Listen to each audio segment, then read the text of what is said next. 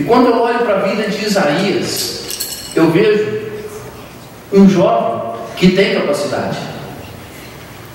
E eu gostaria que você pensasse que você pode ser um Isaías em potencial, porque você tem capacidade. Agora, tem umas coisas interessantes na vida de Isaías. Quando a gente começa a ler o livro do profeta Isaías, e nós começamos a ler e vamos até no capítulo 5, Isaías tem uma visão tão interessante. Ele traz uma coisa da seguinte forma: ai de vocês, vocês são maus, vocês são ruins, você não presta, você não agrada a Deus, você não muda. E ele sempre está naquele que acusa, naquele que mostra, naquele que fala do outro, naquele que deixa o outro, quer que o outro faz. Até no capítulo 5. Se você ver até capítulo 5, você vai ver isso. A gente vê várias coisas desse jeito. Ele só tem um fato no capítulo 4, quando ele tem uma visão do renovo de Israel, a visão sublime daquele dia quando todas as coisas serão transformadas. Ele tem essa visão no capítulo 4, mas ele sempre é um acusador. E eu quero falar com você o que isso tem falado comigo. É diferente os jovens dos dias de hoje? É diferente a nossa vida? A gente sempre está disposto: ah, mas o fulano não faz. Ah, mas se ele não for, eu não vou. Ah, mas se ele não fazer, eu também não quero fazer.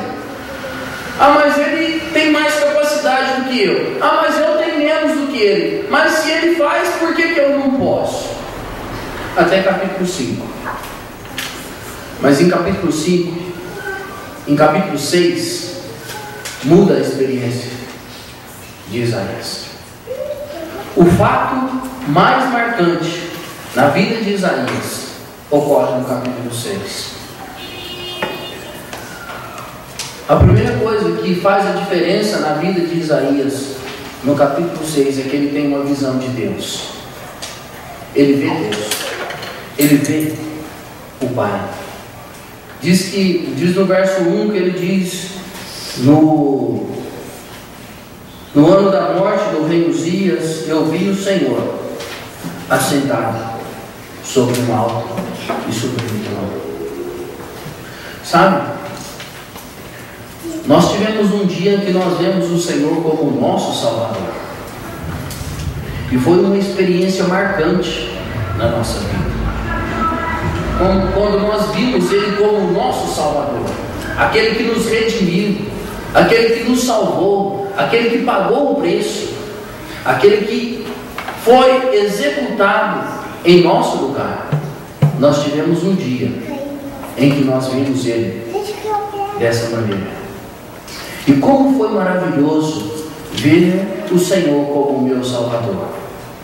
Mas sabe o que está faltando em nós? Visualizar o nosso Salvador como Rei. É Ele que manda.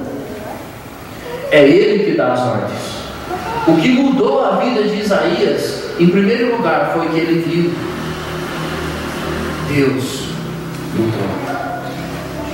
Sabe, nós estamos vivendo em dias em que o homem está vendo Deus em tanto lugar. Vendo o Deus pronto socorro. Vendo o Deus distribuidor de dinheiro. Vendo o Deus distribuidor de saúde. Amém? Por esse Deus maravilhoso que faz tudo isso. Mas nós precisamos visualizar o Deus que reina. O Deus que está assentado em um alto e sublime trono. E esse Deus que reina, Ele quer realmente reinar. É interessante que Isaías, quando vê Deus em um trono, o que fica mais marcante na vida de Isaías, na visão que ele tem, é a santidade de Deus. Eu não sei se sou eu só que tenho pensado nisso, mas você talvez pode despertar isso. Irmãos, já pararam para pensar como nós temos pensado tão pouco na santidade de Deus? A santidade de Deus é aquilo que aqui mesmo ele expressa, o santo, santo, santo.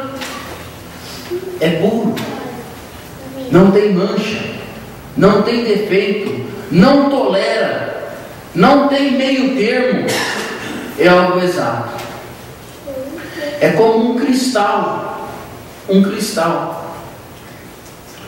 Um cristal você pode olhar por todas as faces dele, você não vai ver defeitos. Ele sempre vai ser transparente, límpido, e nada vai fazer ele deixar de ser cristal. É algo por excelência. Sabe? Nós estamos acostumados com nós.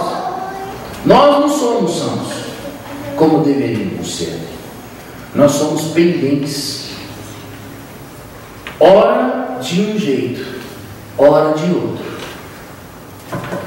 E quando nós olhamos para Deus, nós queremos que Deus seja do nosso jeito, né? Nós queremos que Deus se dê ao luxo a nós de satisfazer os nossos anseios porque eu quero. Deus, é como que nós disséssemos, olha, Deus tem que me tolerar. E não, isso está errado. Nós precisamos visualizar que Deus é santo. E o fato de visualizar que Deus é santo vai nos posicionar em que forma eu vou viver diante desse Deus. E quando Isaías vê a santidade de Deus e vê realmente que Ele é puro, que Ele não tolera o pecado, que Ele não tolera o erro, que Ele não está disposto a concordar com aquilo que está contrário à sua vontade, ele então reconhece a sua condição. Reconhece a sua condição. E ele diz claramente: ai de mim, verso 5, ai de mim, estou perdido.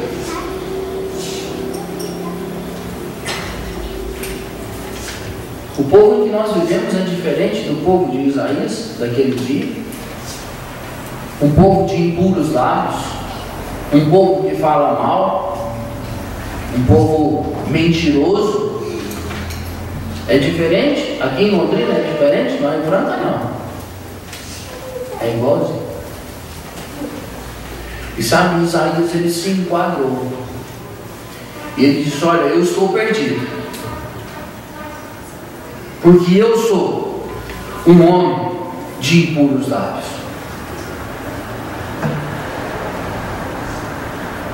A maior dificuldade do ser humano é confessar a sua situação. Essa é a maior dificuldade do ser humano. Uma das coisas que o homem não gosta de fazer é confessar que ele está errado ou que ele não sabe. Não é verdade? A gente chega no serviço lá e o patrão fala assim: você sabe fazer isso? É fácil a gente falar para o patrão: não sei. Não é fácil. Não é fácil. Porque nós temos dificuldade em expressar as realidades. É fácil dizer a alguém: olha, quando eu disse isso aí eu estava mentindo. É fácil dizer isso? Não é. É fácil pedir perdão? Não é. Sabe por quê? O homem vive em dias de lábios impuros. E sabe, irmãos, eu gosto de pensar isso aqui e trazer para nós, o povo de Deus, a necessidade de nós, os crentes, reconhecer diante de Deus: olha, eu tenho sido uma pessoa de impuros lábios. Eu não tenho elogiado a minha igreja, eu tenho falado mal. Eu não tenho sido parceiro, irmão, co-participante no serviço, eu tenho deixado a carga para outro. Eu tenho sido mal. e confessar isso diante de Deus. Senhor, eu estou sendo assim. É diante de Deus que começa. Isaías, quando ele visualiza a sua situação, ele visualiza Deus na sua santidade, ele então visualiza a sua situação e diz: eu preciso resolver esse problema, Senhor. Eu te vi, eu preciso resolver esse problema. E sabe por que nós estamos vendo cada dia mais homens e mulheres que estão apenas visitando as nossas casas de oração, assentando nos bancos, ouvindo a mensagem, indo embora, vindo nas reuniões, voltando de novo, assentando nos bancos de novo, e nós estamos sofrendo com pouquíssimos irmãos dispostos a fazer a vontade do Senhor, na exposição, na visitação de lar em lar, na busca de pessoas para ouvir do Evangelho. É exatamente porque homens e mulheres, eu estou falando com nós, os crentes, pessoas salvas, não estão dispostas a confessar diante de Deus: Senhor, os meus lábios são impuros, a minha vida é impura, eu tenho necessidade de ser purificado. Isaías visualiza a sua vida e vê a necessidade de ser purificado.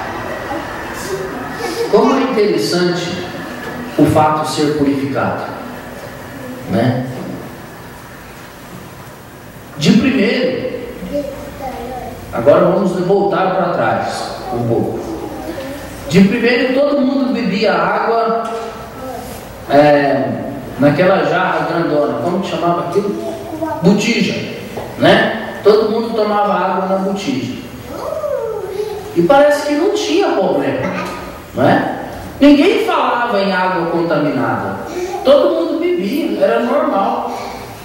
Era normal, podia beber tranquilo. Eu cheguei a beber água de botija. Inclusive lá na oficina, lá nós temos uma botija até hoje. A gente pega uma água filtrada, coloca na botija só para sentir o gosto do barro. Bebia-se água na botija, porque não se preocupava, a água podia ser confiável. Mas hoje em dia, nem a água tratada em que nós recebemos aí do sistema encanado de água, ela não é confiável para o nosso consumo. Ela precisa ser purificada, precisou ser tratada para que por nós seja ingerida. E sabe, irmãos, uma vez nós fomos salvos. E naquele dia, quando nós fomos salvos, nós cremos no Senhor como nosso Salvador. Nós tínhamos uma vida diante de Deus. Naquele dia, naquele momento, quando você creu no Senhor Jesus como o seu Salvador, você iniciou uma vida pura diante de Deus. Uma vida pura. Quando uma pessoa crê no Senhor Jesus como Salvador, ele nasce de novo, ele inicia uma vida pura. E a salvação, ela é algo eterno. Ela não é solúvel. Ela é insolúvel.